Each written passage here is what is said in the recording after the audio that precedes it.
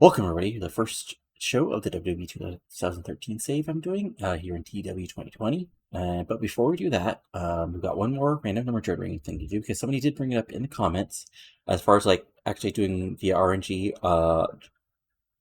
Undertaker's opponent at the next WrestleMania.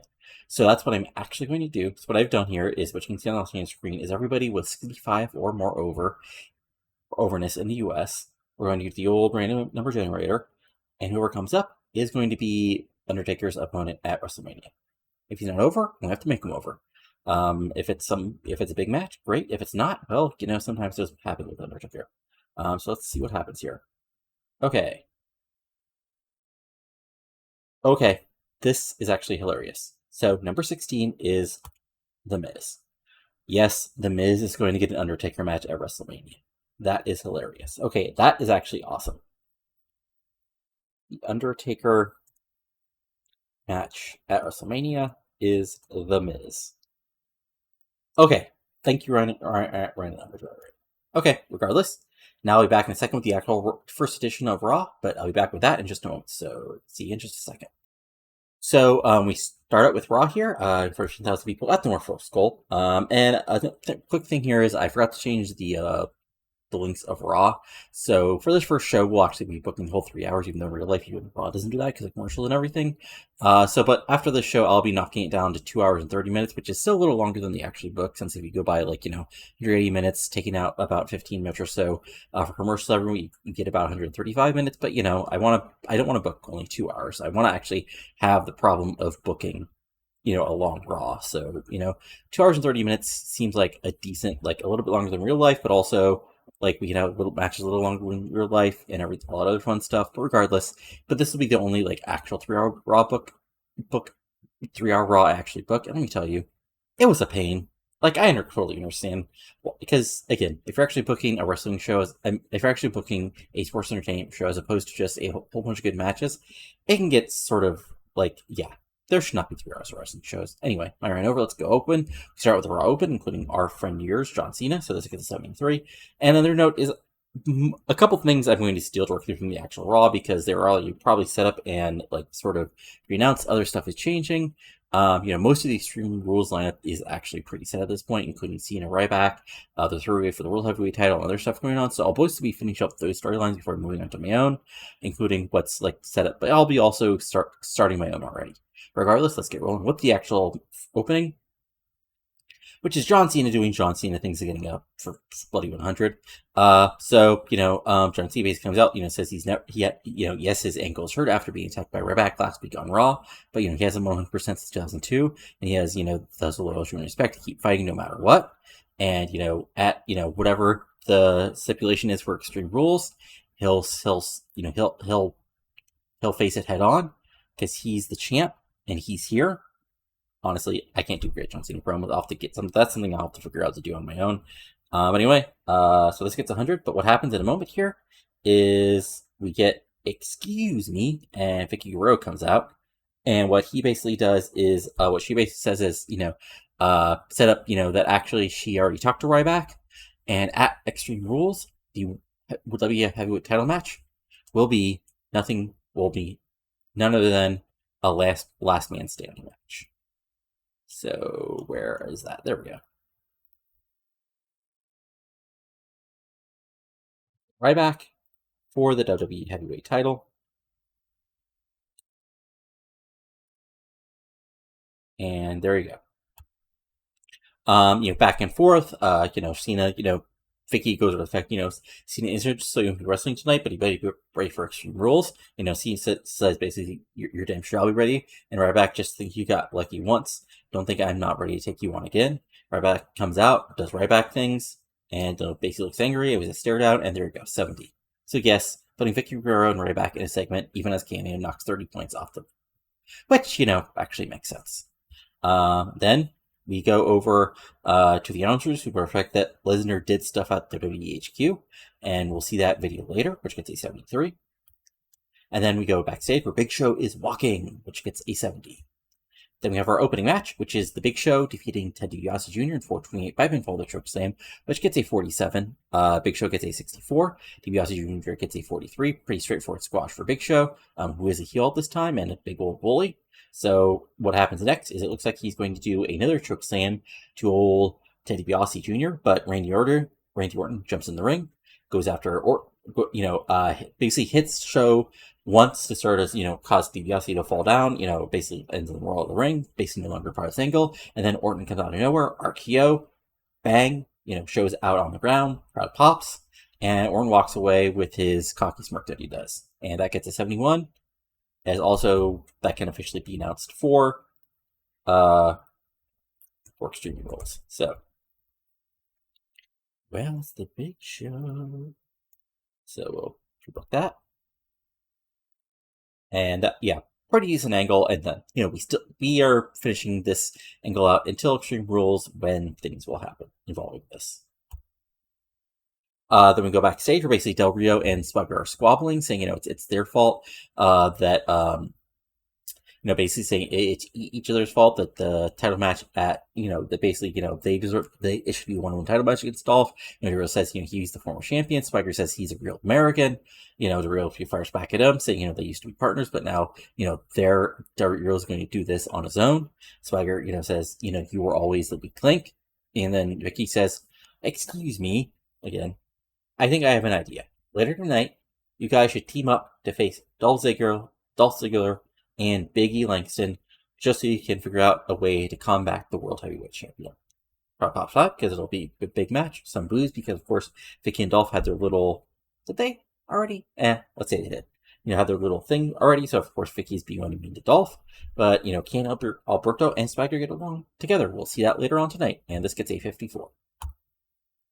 Then we go backstage again, where Jericho and Fandango basically run into each other, and they set up, there's going to be a dancing contest later tonight, but it's not going to be between Jericho and Fandango. It'll be between Summer Rae and the Funkadactyls, and more importantly, that there will be 3 randomly drawn judges from the WWE. Well, there'll be 2 roster members picked to be judges by both Jericho and Fandango, and then a random 3rd member picked at random from the backstage area.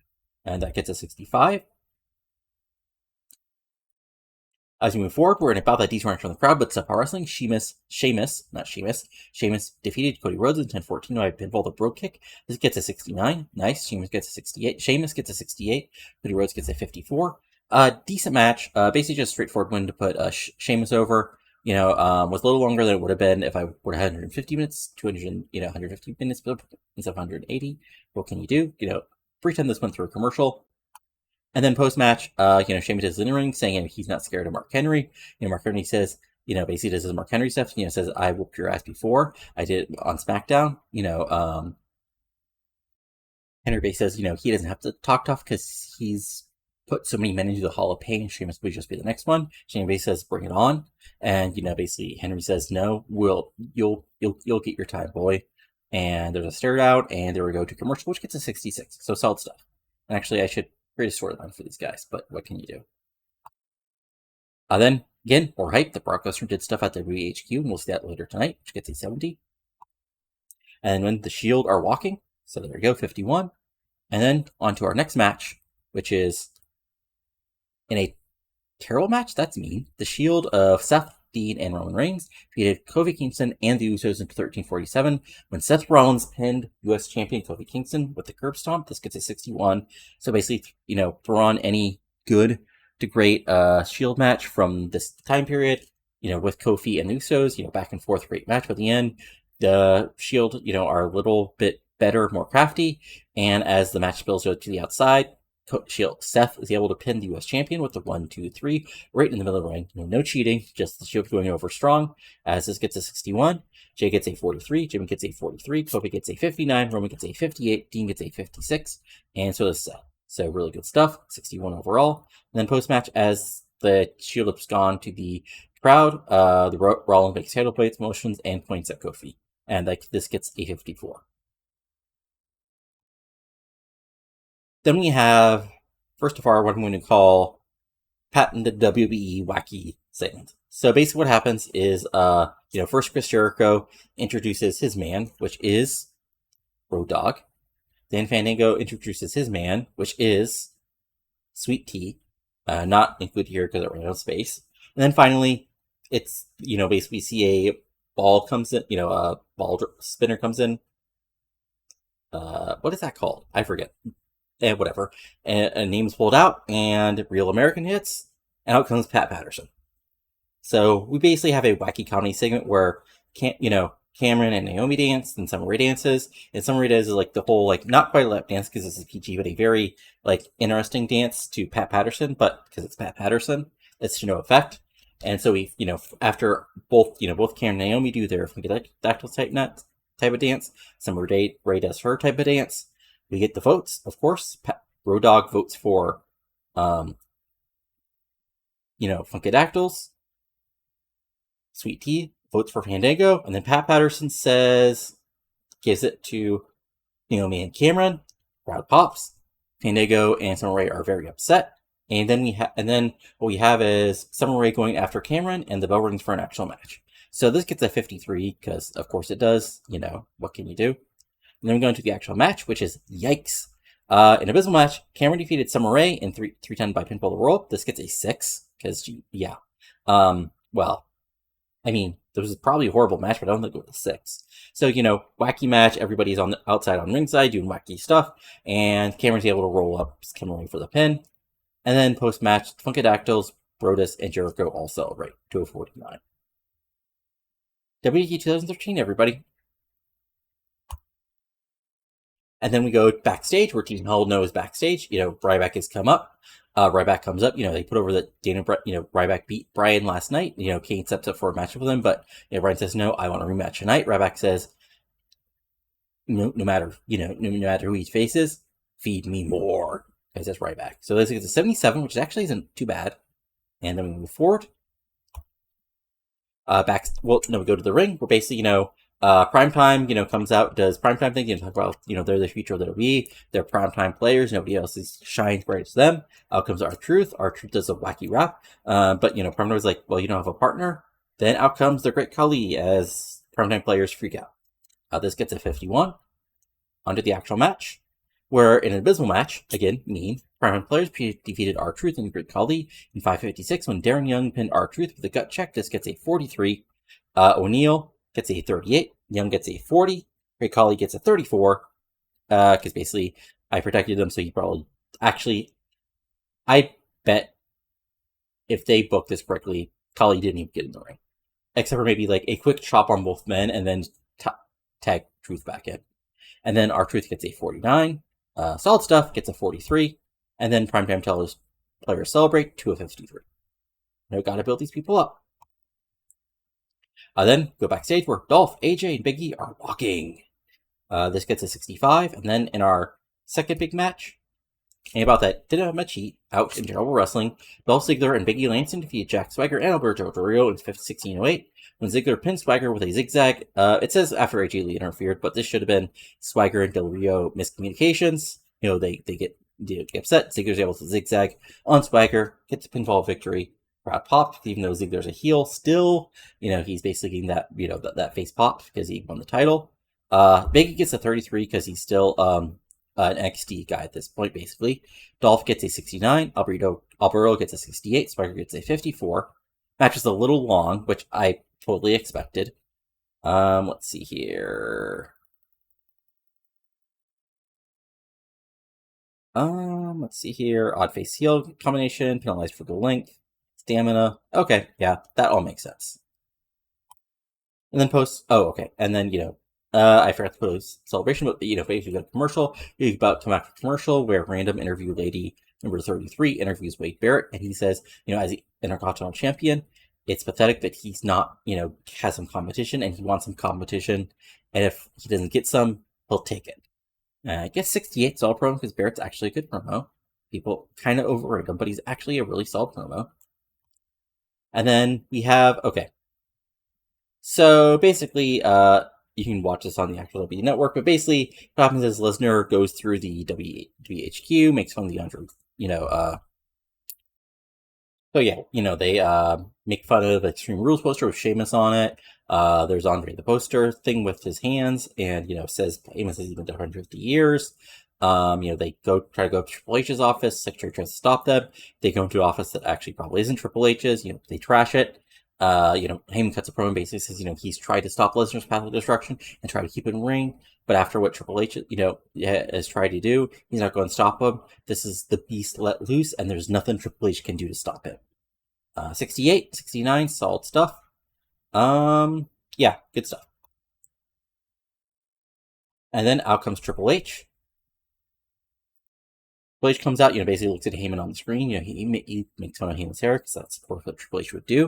And he basically says, he has 2 offices in that building and in this ring right here where he grew up. And, he can go extreme just as good as anybody else. Look back at what DX did.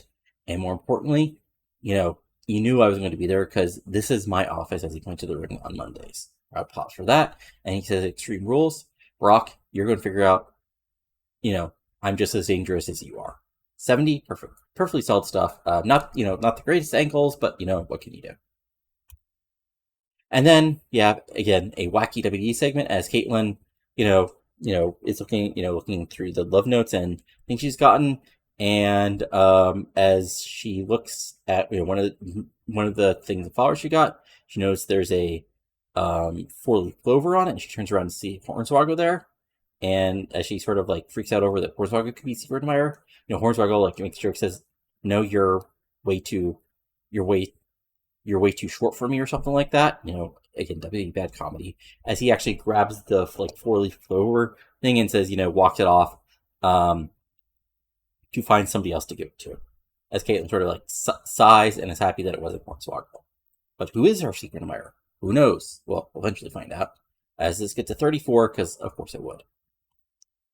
Then we have a quick match written about that terrible wrestling, which, just no, it wouldn't. And Knox is in crowd heat. That's more fair. Cesaro defeats Tyson Kidd in 7:39 by pinfall demoralizer. This gets a 57. Back and forth, really good match that everybody on the internet would complain about not being long enough. Cesaro gets a 55. Tyson Kidd gets 47. Solid win for Cesaro as Tyson Kidd does get some TV time. And post-match, Cesaro helps Tyson Kidd up, but, Kidd basically, walks away from him as this gets a 56. And then I was going back. It's main event time. And it's not the best main event, but what can you do? Ryback defeats Daniel Bryan in 11:57 by pinfall with a shell shocked. This gets a 65. Ryback gets a 56. Daniel Bryan gets an 81 because he's great. As basically what happens here is, back and forth match, but Ryback is a little bit stronger. Bryan is a little bit, crowd, put over the fact, he's been part of a tag team and he's, just a little more beat up. And Ryback is able to get the pinfall with a shell shock right in the middle of the ring. 1, 2, 3. Because again, make the guy who's getting the world title shot strong, even if it's Ryback. But of course, Ryback continues the beatdown. But what happens here is basically but Kane comes back for the save. It looks like a 2-1, but then the Shield runs in, which gets a pop, and that brings Kofi Kingston out to sort of even the odds. And then out comes John Cena. But as everybody balls to the outside, Ryback gets Cena, hits him with a shell shock, and it says Ryback rules. Then the show, this gets a 66. So we finish the show with a 70. Okay, not the best show, but, sort of, kind of what I expected. Let's see how bad. I hope they actually, if they're not having people be over, I hope they adjusted that for the TV contract, but let's see. Is USA Network going to be mad at me? Survey says.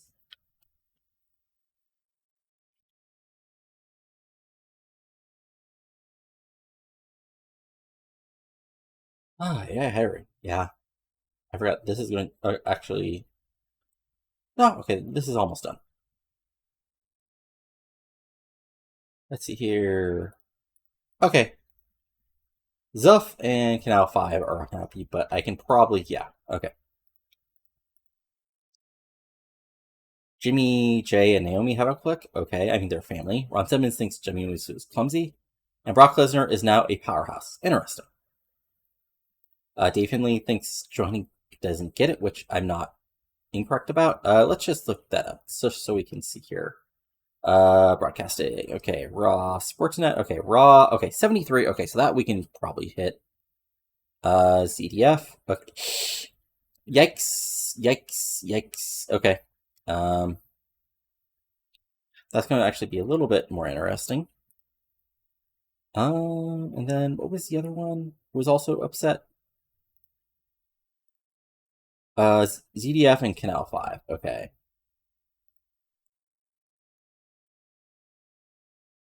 I mean, yeah. I mean, sure.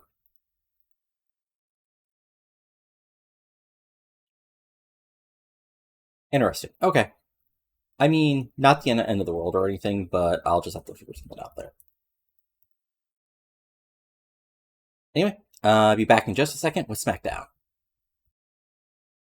All right, and now it's time for first SmackDown of the save. As we start off with basically Sheamus. Well, first Randy Orton comes.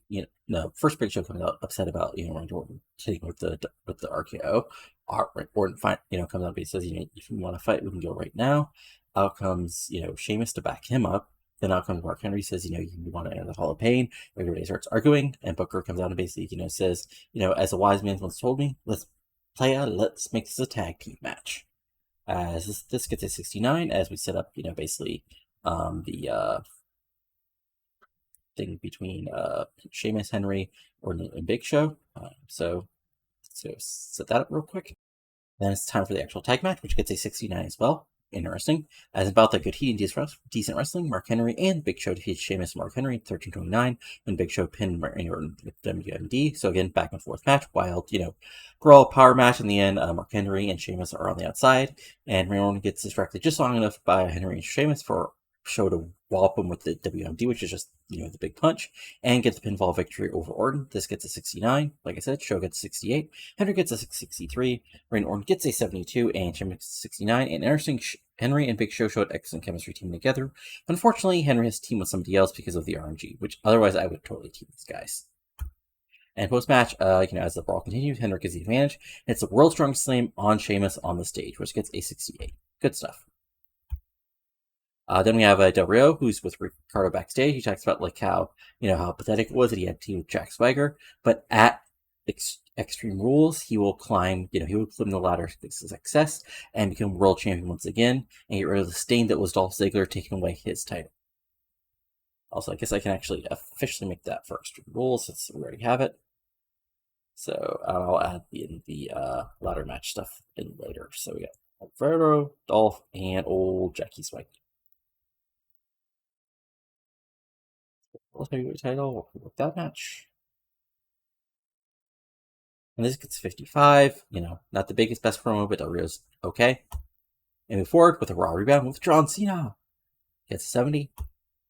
Then in an abysmal match, which is mean, Alberto Del Rio defeats Jinder Mahal in 531 by pinfall, which gets a 61. Del Rio gets 65. Mahal gets 27 because it's Jinder Mahal in 2013. And post-match, Del Rio celebrates. Swagger actually attacks him. Swagger gets the advantage, but Del Rio fights back, and it's a back-and-forth brawl. Well, when then at the end, Ziggler comes down, basically with a ladder, climbs onto the steps, basically at the top of the ramp, and just looks on with amusement as both men stop brawling and look at him before Del Rio actually nails Swagger with a big kick and knocks him to the outside, and then it's basically Del Rio in the ring, Swagger in between both him and Ziggler at the top of the ladder as we go to the commercial, which gets a 63. Then we go backstage. The Rhodes Scholars are backstage doing backstage WWE stuff. When Kofi comes by and basically Rhodes Scholars make fun of Kofi for getting pinned by Seth. Kofi turns around and says, basically, any of you want a match tonight? And Sando steps up and we get a match for later tonight, which gets a 55. Nothing too fancy, but sets up a quick match. First, we have an abysmal match. Nelly Neidhart defeats Oksana in 306 by submission, gets a 31. Just a women's match in 2013 involving Oksana, and so there you go. Post-match Natty Celebration, which gets a 49, so not that bad. Then we have a Miz TV with Team Hell No, which I probably should have made longer to help with the show. Basically, Miz, brings them out. Miz, puts over the fact, later tonight they will be teaming to take on the Shield, and they haven't been always the best of friends. But if there's one thing He despises, Brian and Miz face off. They shake hands, agree to team up tonight, but says, the Shield have been a thorn in their sides for a while. Kane puts over the fact, Brian is his friend, and together, that as friends, they can take on anybody, even the Shield. And, Kane just wants Miz to, back them up tonight. And Miz says, he doesn't have any problem with that, as he doesn't like the Shield either. And, just sets up the big 6-man for our main event later tonight, which gets a 76.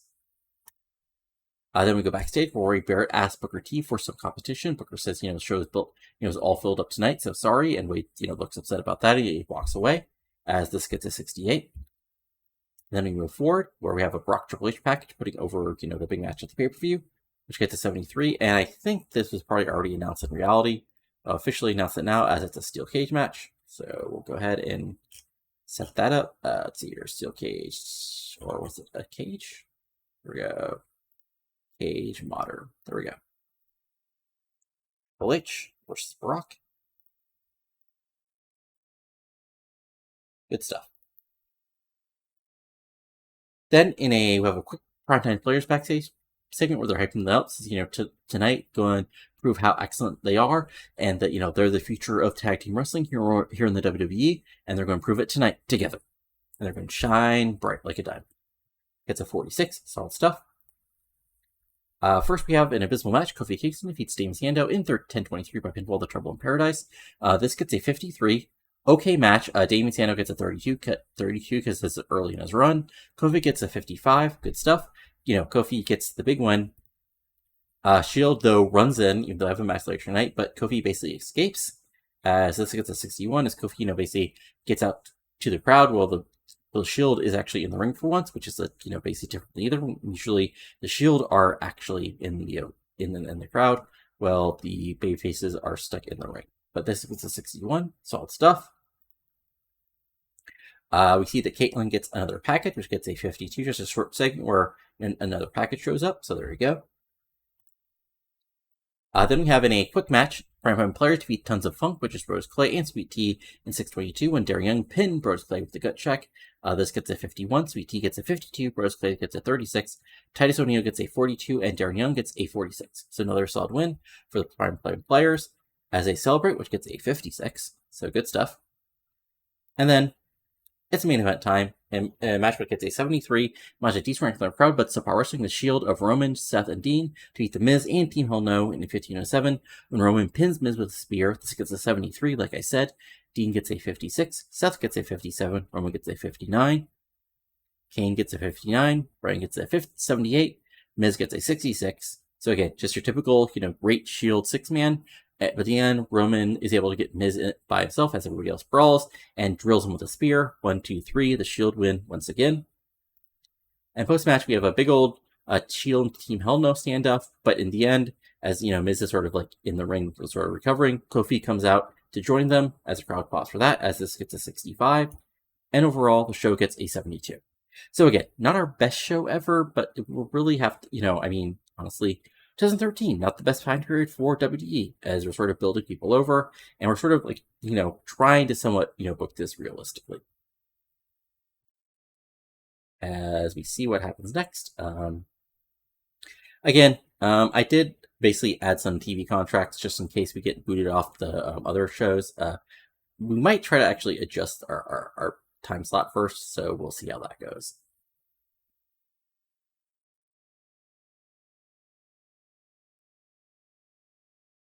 Tiring, fun stuff. Okay, let's see here. Time to heal. Sports not unhappy, Canal 5 unhappy, ZDF unhappy. Yes, I know. Also, New Japan, Tanashi, and Orchestra, which is okay, interesting. Defeated Goto and Hikoji. Okay, fun stuff.